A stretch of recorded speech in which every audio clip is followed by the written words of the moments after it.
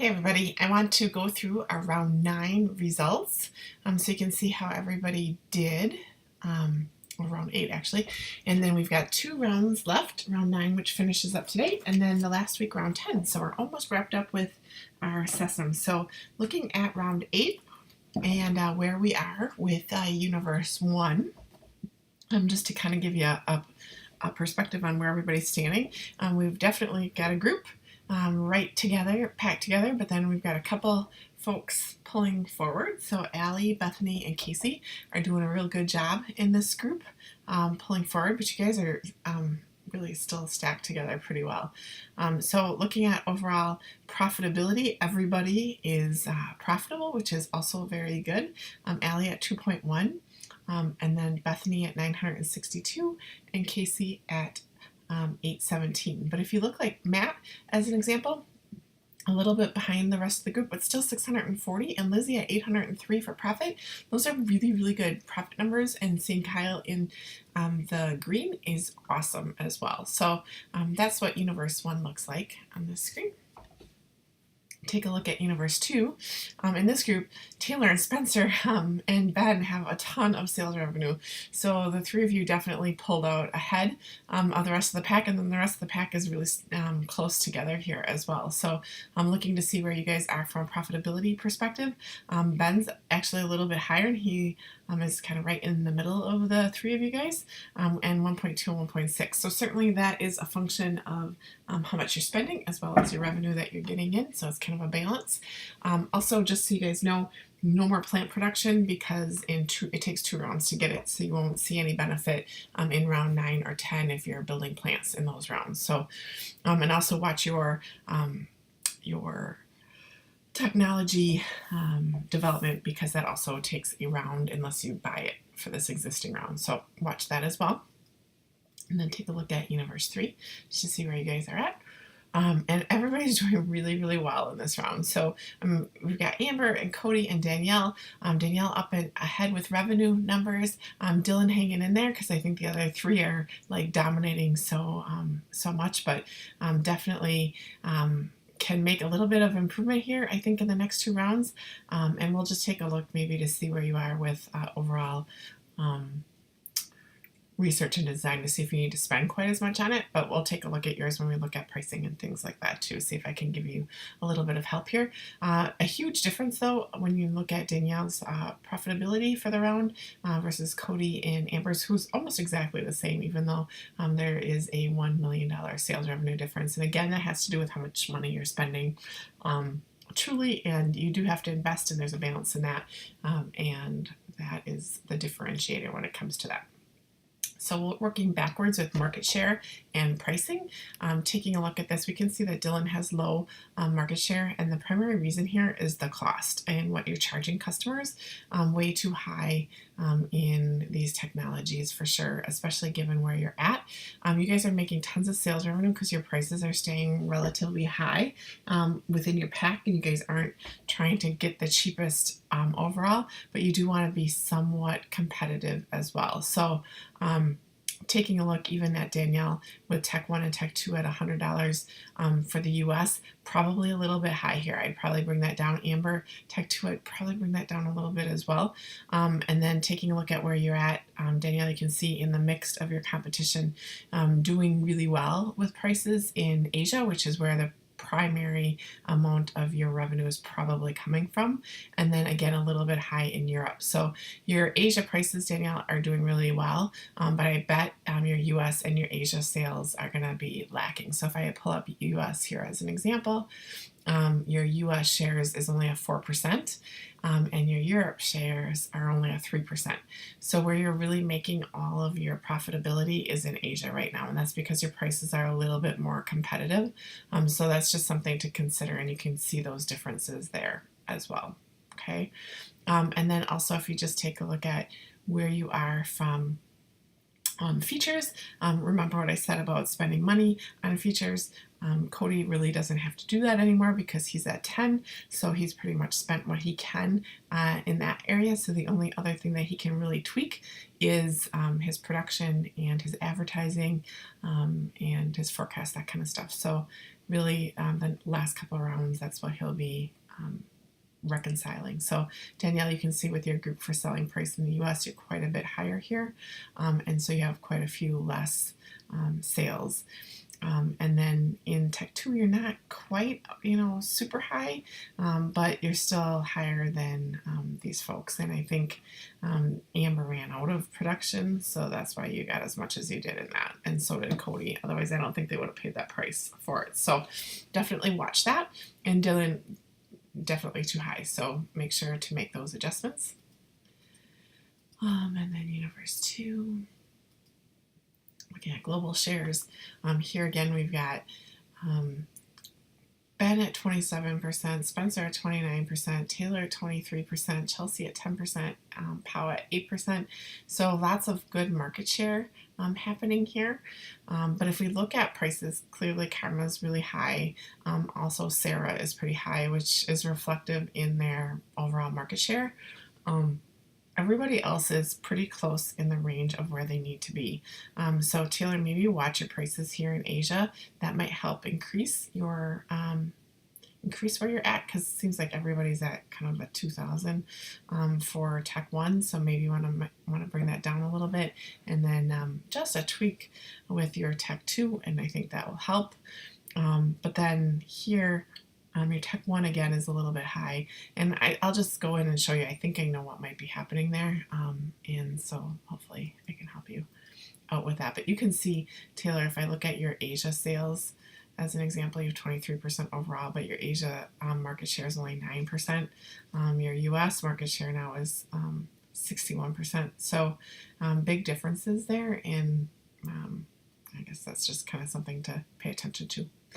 Overall. So definitely go into these tabs, because you'll be able to notice a problem if there is a problem, and where you can make some improvements. And then Universe 1 for market share, overall market share. Taking a look at this, Allie at 29%. And then we've got Bethany at 18% and Casey at 17%. Lizzie at 14%, still really solid, and Matt at 12%. So you guys are definitely coming along here. Kyle, when we look at, I said probably pricing. Pricing is really what's hitting you here. You need to bring that pricing down. You can see in Asia where you're a little bit more competitive with the pricing, still a little high, but a little bit more competitive. I bet you have higher sales. Definitely $600 when everybody's selling it for $150 is not where you need to be, so you need to make those adjustments. So if I look at Asia as an example for Kyle, Kyle's got 11% there, but in the US he's got 2%. So again, that's one of the things that you guys have to take a look at, and I know that sometimes what you're manufacturing and the cost of your goods will impact what you price it at, but you definitely can take a look at that. Capacity utilization for Universe 1, you can see Casey's at 100%, Bethany in the US is at 100%, so definitely maximizing everything that you have. When you're that high, you probably need to tap into some manufacturing, especially in the US, like Bethany did. You may even do it in Asia, and then balance out your production a little bit more in the US in-house as well, so you can play with that and make that work. And Casey, I would definitely look at outsourcing this round as well.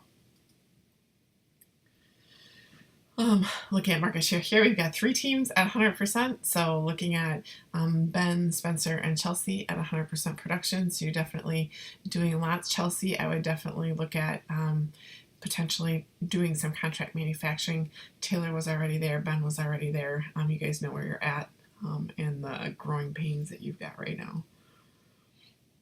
And then looking at Universe 3, Danielle's getting close there, but otherwise you guys are doing pretty good. So I don't know that I would use a whole lot of contract manufacturing yet, because you're still not using your own production. Okay, so I want to go in and just take a look, because a couple of people had, I just noticed a couple of issues as we were going through this. And I think I'm going to pull up Danielle's here as an example. So when I go to Danielle's marketing page, one of the things, this is where I said that there was a little bit of trouble. So this is the unit cost for Danielle, $140, and her selling price is $800. So that's a huge discrepancy, and the unit cost here is $291, which really seems like a lot for the US at this point.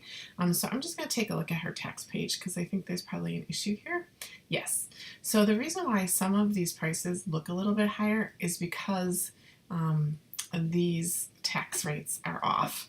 I would not change these. I would leave these exactly as they are. It looks like you're less profitable. I get that, but it's going to throw off the price of your goods.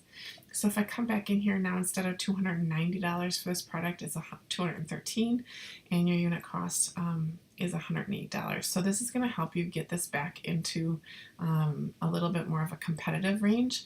You know, anywhere between $250 and $300 is probably a good price for this. And looking at this one, I wouldn't necessarily go much over $400, $450. So you're definitely like twice or three times as high in that perspective. Okay, so that's definitely something that I would look at. Cody, I don't remember where Cody was at. Cody has all the features, yeah. So Cody is not the one that I was thinking about. Let's go back to the second universe. And what am I thinking? I was thinking Kyle, maybe. Where's Kyle? Maybe he's on this one. So Kyle here was a little bit high as well. One of the things that I noticed about Kyle's page is he's not updating his features. So he's paying for his features, but he's not updating his features. So you want to take a look at your features and definitely update that. And then your prices look okay. You're just way too high here.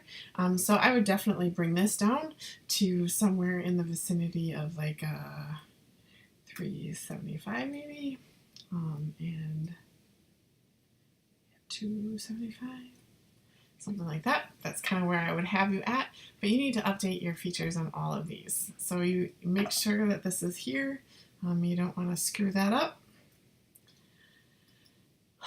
And that's really critical for your changes to be there, and then the prices need to be adjusted. So those are just a couple of really easy things if your prices aren't looking right that you need to make sure are correct. The other thing that I talked about was for somebody who was already, maybe it was Universe 2. Let's see who it was. Chelsea. I'm going to go to production. Not Chelsea. Yes. Okay. So let's say Spencer had 100% market share or 100% production right now and was tapped out and needed to use more. Spencer is not the one that I was thinking of. Who was I? So if you're only using US, and I can't remember who it was now, but they had just used US contract manufacturing and they didn't use any Asia. You could use Asia too to increase yours like Spencer did, but then you could actually maybe manufacture a little bit less here and then more attention here. So he's at 100% all the way through, so I guess it doesn't really help either way. But you could certainly manufacture more in Asia and you could be shipping it to the US if you're running out of parts in the US. So now if you're using 3 technologies like Spencer is, it gets more complicated, right? Because you're only selling Tech 3 probably in 1 or 2 countries and you're only selling Tech 2 or Tech 1 in 1 or 2 countries. So that makes it more complicated. But if you have 2 or fewer product lines, then you can actually manufacture some of it in Asia even if you're not using it and you can ship it over. So that would be another option for you to increase your overall production capabilities by maximizing that Asia contract manufacturing. Okay, so something to think about if you're only doing US, and maybe it's because you don't have plants in Asia or whatever, but you can still do contract manufacturing in Asia, especially if you're at 100%. I would recommend making sure that you have enough production capacity to meet your customers' demands. Okay, if you need anything else, please give me a holler. Good luck this week.